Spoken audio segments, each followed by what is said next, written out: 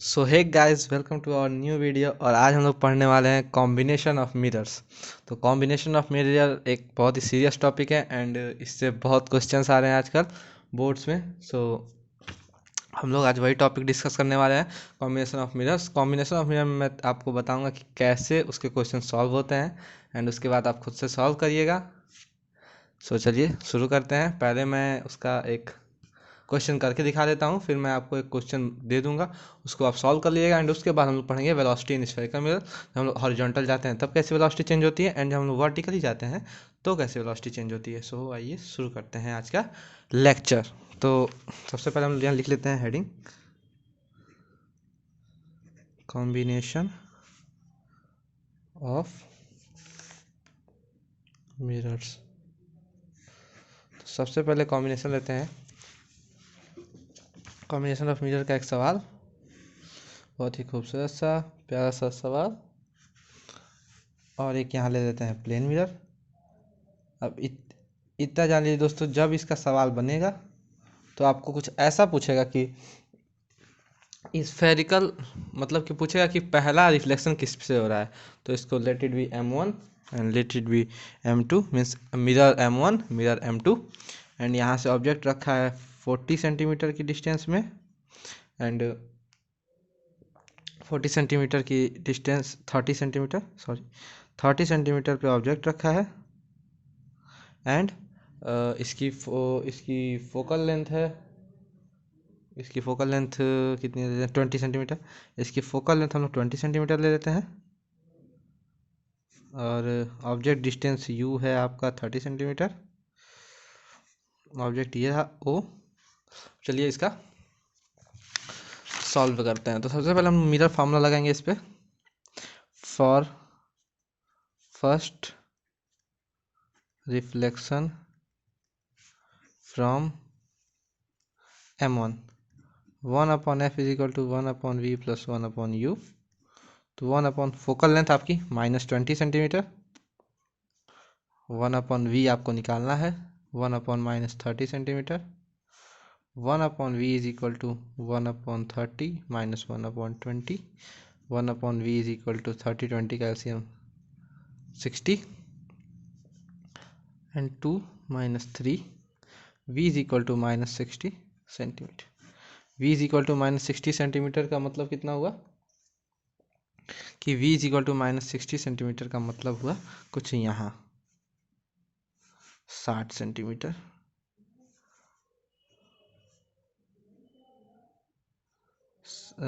60 centimetre पे image बनी है। अब जो ये इमेज I1 रहेगी, ये पहली इमेज है, पहले रिफ्लेक्शन पे I1, ये इमेज इसके लिए ऑब्जेक्ट का काम करेगी, ये इमेज इसके लिए ऑब्जेक्ट का काम करेगी। लेट इट बी, इसके बीच डिस्टेंस है 100 सेंटीमीटर और अगर ये 60 हुआ तो ये 40 सेंटीमीटर। सो आपको फाइनल इमेज बन के आएगी यहाँ पे 40 सेंटीमीटर। प्लेन मिरर में हम लोगों ने पढ़ा है कि ऑब्जेक्ट जितना आगे रहता है इमेज उतनी ही पीछे बनती है, और ये I डबल डैश ये है रियल इमेज। तो ये है इसका पूरा कॉन्सेप्ट कि कैसे हम लोग कॉम्बिनेशन ऑफ मिरर्स के क्वेश्चंस को सॉल्व कर सकते हैं very easily and very successfully steps में। तो ये क्वेश्चन था, ये एक इसको ये कोई वो नहीं है, क्या नाम है, थियोरी नहीं है, ये एक क्वेश्चन सॉल्व करने के तरीके हैं। क्वेश्चन नंबर 2 मैं आपको खुद देता हूँ जो आप खुद से सॉल्व करेंगे। हम यहाँ लगा लेते हैं एक कॉनकेव मिरर और यहाँ लगवा लेते हैं एक कॉन्वेक्स मिरर।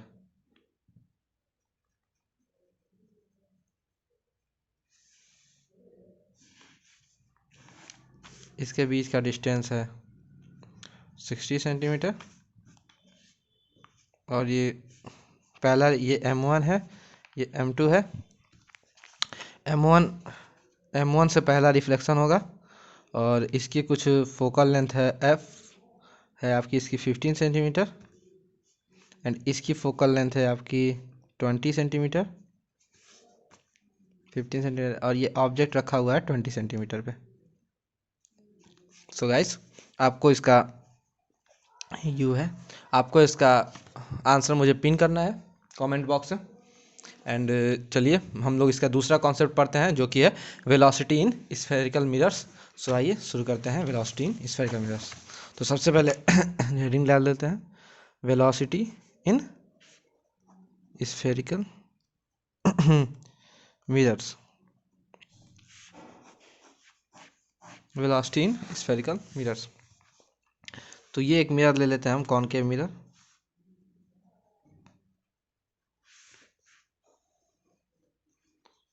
ये इसकी फोकल लेंथ है 20 सेंटीमीटर। ऑब्जेक्ट रखा है कुछ 50 सेंटीमीटर अपार्ट, ठीक। एंड ये रहा आपकी ऑब्जेक्ट ओ। तो होता ये है कि अगर हम लोग इस ऑब्जेक्ट की वेलोसिटी, ऑब्जेक्ट को अगर हम इस डायरेक्शन में 2 सेंटीमीटर पर सेकेंड की स्पीड से इसको आगे लेके आए, उसको आगे लेके आए, तो मिरर में कैसे आती हुई इमेज हम लोग को दिखेगी। मीन्स मिरर में कैसे वो इमेज आगे की तरफ या पीछे की तरफ या भागेगी। अभी हम हॉरिजॉन्टली देख रहे हैं, तो आगे की तरफ या पीछे की तरफ वो इमेज कैसे भागेगी। तो चलिए उसको डिस्कस करते हैं। तो उसका डेरिवेशन बहुत ही आसान है। सबसे पहले आप लोग को लिख लेना है 1/f is equal to 1/v plus 1/u। आइए, और हम लोग एक उसकी इक्वेशन पढ़ रहे हैं, F inverse is equal to V inverse plus U inverse. अब आप लोग सोच रहे होंगे मैंने ऐसा क्यों लिखा, तो 1/x को x इनवर्स लिखा जा सकता है, ठीक। तो वैसे ये भी है। अब देखिए हम लोग किस में डील कर रहे हैं, हम लोग वेलोसिटी से डील कर रहे हैं। वेलोसिटी किस पे है, टाइम पे डिपेंड करती है। तो हम लोग डिफरेंशिएट करेंगे इसको, differentiating with respect to time. तो एफ फोकल लेंथ हमेशा हमेशा बराबर रहेगा, फोकल लेंथ हमेशा कांस्टेंट रहेगा। वेलोसिटी ऑफ मिरर्स में फोकल लेंथ डिपेंडेंसी नहीं होती है। सो फोकल लेंथ का डिफरेंशिएशन 0, वी इनवर्स का डिफरेंशिएशन हो जाएगा 1/v² dot dv/dt plus 1/u², ये भी माइनस हो जाएगा, और ये भी 1/u² is equal to dot du/dt। अब इसके लिए मस्ट है कि आपको डिफरेंशिएशन आता हो, अदरवाइज इसके लिए बहुत मुश्किल हो जाएगी। So -1/v² dot dv/dt is equal to हो जाएगा 1/u² डॉट du/dt। तो dv/dt मतलब क्या हुआ, velocity of final. Velocity of final क्या है, वेलोसिटी ऑफ इमेज है। ये वेलोसिटी ऑफ इमेज, ये वेलोसिटी ऑफ फाइनल हो गए। So dv/dt is equal to -v² dot du/dt क्या हो सकती है, velocity of initial vo object की, यह है विथ रिस्पेक्ट टू मिरर, ये भी है with respect to mirror. So हम लोग लिख सकते हैं कि vi minus V M is equal to -v² dot vo minus V M. ये हुआ वेलोसिटी का। अब वी एम क्यों लेके आए हम लोग, तो विथ रिस्पेक्ट टू मिरर लिखने का ये मतलब है कि कभी कभी हम लोग इमेज तो आगे, ऑब्जेक्ट तो आगे पीछे करेंगे ही, उसके साथ अगर मिरर को भी आगे पीछे किया जाए तो इसका क्या होगा। तो चलिए हम लोग अपने क्वेश्चन पे आ जाते हैं। According to question, V I minus V M is equal to -v²/u², V naught minus V M, ठीक। अब V I minus V M velocity of mirror 0, so V I velocity of image निकालनी है, minus of, अब सबसे पहले हम लोग यहाँ इमेज निकाल ले रहे हैं। 1/f is equal to 1/v plus 1/u। तो 1/-20 is equal to 1/v minus 1/50, 1/50 minus 1/20 is equal to 1/v। तो v 1/v is equal to 50-20 का एलसीएम हो जाएगा 100, 2 minus 5, v is equal to -100/3 सेंटीमीटर। तो चलिए V I is equal to minus of v² क्या हो जाएगा, -100/3 का हो जाएगा 100 × 100/3 × 3। वेलोसिटी कितना है, 50 है, तो 50 × 50।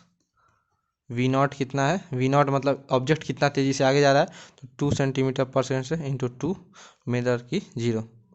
सो ये 50 से 2 बार में, ये 50 से ये 2 बार में, V I is equal to -8/9 centimetre per second. ओ, अब आप लोग सोच रहे होंगे कि ये क्या हो गया, -8/9 कैसे हो गया।